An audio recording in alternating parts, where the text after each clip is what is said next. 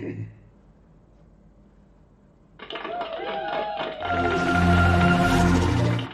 guys, sekali lagi bersama saya lagi dalam Oren Nopo Channel. Berita buruk buat mak lampir sahabat-sahabat semua. Mungkin Anda semua masih ingat ya apabila geng-geng daripada Azmin Ali, Mak Lampir dan juga beberapa lagi MP daripada Parti Keadilan Rakyat sebelum ini yang mengkhianati. Akhirnya hari ini kita mendapat perkabaran berita buruk buat Mak Lampir, namun berita baik untuk seluruh ahli-ahli ataupun penyokong-penyokong Parti Keadilan Rakyat sahabat semua. Ya, ini adalah berkaitan dengan saman 10 juta terhadap mereka yang telah mengkhianati mandat rakyat dan juga mengkhianati Parti Keadilan Rakyat. Jadi hari ini perkembangan terkini adalah berkaitan dengan Mak Lampir. Jadi sahabat-sahabat semua, sebelum kita teruskan, jangan lupa terus support Oren Nopo Channel dengan cara tekan butang subscribe, like, dan share. So, mari kita ikuti berita gembak hari ini. Ini dia, habislah Mak Lampir. Siapa suruh jadi pengkhianat kepada mandat rakyat dan juga mengkhianat Parti Keadilan Rakyat. Ya, kenapa saya katakan seperti itu? Kerana hari ini adalah update yang menggembirakan buat kita semua. Ya, apabila dikatakan Zuraida tanda tangan bond PKR secara sukarela. Apakah isu ini, siapa sahabat semua? Jadi mari kita ambil lebih maklum ya berkaitan dengan isu ini. Setiausaha Agung PKR Saifuddin Nasution Ismail hari ini memberitahu Mahkamah Tinggi Kuala Lumpur bahawa bekas naib presiden parti itu, Zuraida Kamarudin, telah menandatangani bond yang mengikatnya kepada parti secara sukarela tanpa paksaan. Saifuddin 59 yang juga Menteri Dalam Negeri berkata, Zuraida juga mempunyai pengetahuan bahawa setiap calon yang dipilih untuk bertanding atas tiket parti berkenaan perlu menandatangani bond itu. Sebagai Setiausaha Agung Parti, saya boleh mengesahkan bahawa defendant tidak pernah menghantar apa-apa surat atau dokumen rasmi bagi membangkitkan bantahan atau pertikaian terhadap keabsahan ikatan bond itu, sama ada sebelum atau selepas pilihan raya sebagai ahli parlimen Parti Keadilan Rakyat. Katanya lagi, saya juga tidak menerima apa-apa surat daripada defendant yang mengadu dia telah menandatangani ikatan bond tersebut di bawah paksaan. Katanya ketika membacakan pernyataan saksinya pada perbicaraan kes saman difailkan PKR terhadap Zuraida yang didakwa melanggar syarat bond berkenaan. Saifuddin berkata pada masa matan, defendant Zuraida yang memegang jawatan sebagai naib presiden PKR dan juga ahli kepada Biro Politik Parti telah menghadiri mesyuarat Biro Politik di Ibu Pejabat PKR pada 17 April 2018.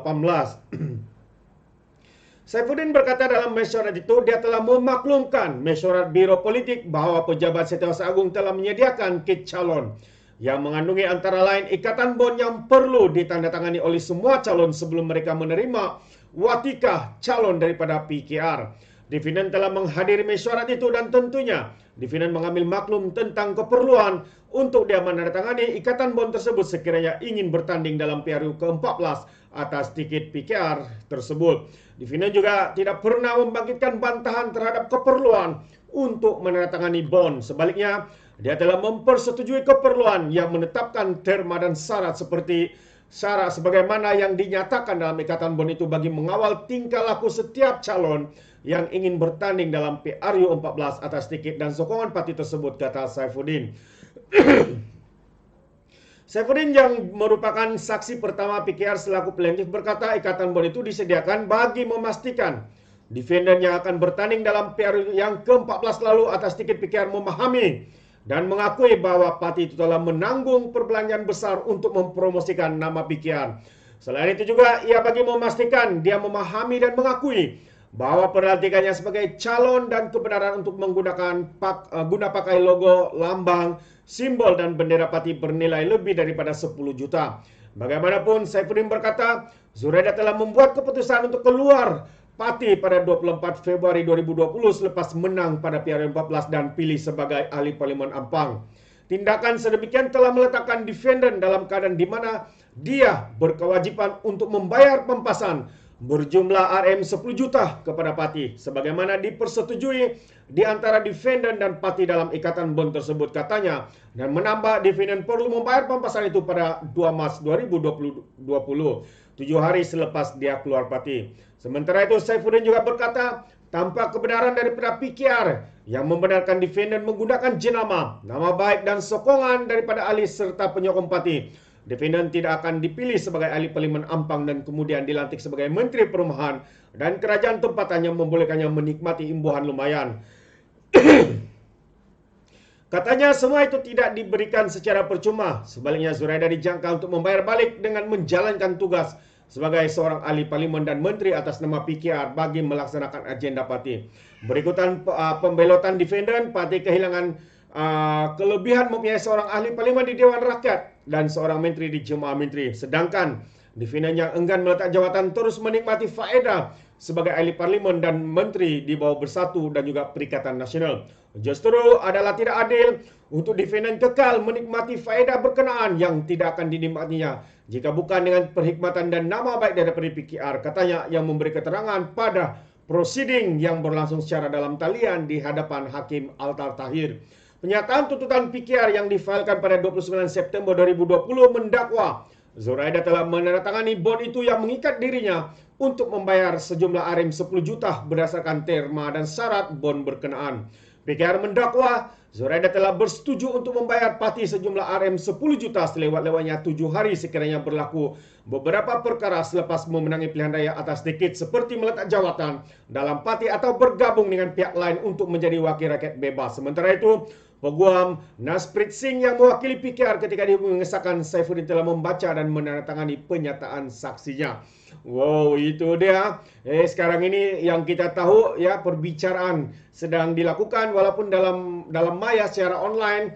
Jadi perbicaraan dan Saifuddin sebagai setiausaha hari ini adalah sebagai saksi ya, dan kita percaya apa yang dinyatakan oleh Saifuddin itu adalah fakta. Yang mana Mak Lampir dan juga beberapa MP lain yang mengkhianati parti seperti Azmin Ali dan mereka-mereka yang lain juga harus bertanggung jawab dengan tindakan mereka. Jika benar mereka ikhlas dalam perjuangan, jika benar mereka telus dalam apa yang mereka tanda tangani di dalam bond perjanjian itu, ya mereka harus melaksanakannya, membayar 10 juta sekiranya mereka mengkhianati mandat rakyat seperti yang mereka lakukan dalam langkah syaitan pada tahun 2020. Jadi sahabat semua, pada tahun 2020. Jadi setakat ini apa yang saya ingin kongsikan sahabat semua. Ya, ini adalah berita yang menggempakan dan berita terkini berkaitan dengan saman daripada PKR ke atas mereka-mereka yang telah mengkhianati mandat rakyat. Jadi sahabat semua, sekiranya Anda mempunyai komen, Anda boleh berikan komen Anda. Tapi ingat, berhemah dalam memberikan komen. Jangan ikut cara walaun lebay-lebay muslimat yang suka membuat fitnah di dalam komen-komen mereka. Ya, sepertinya mereka tidak punya otak karena mungkin otak mereka tertinggal di Laut Cina Selatan. Terima kasih sekali lagi. Izinkan saya untuk mengundurkan diri dan seperti biasa, peribahasa mengatakan, tak apa-pun kangkap 2 ton keinginan. Dalam bahasa Melayu, tepuk dada, tanya selera. Sekian, bye-bye.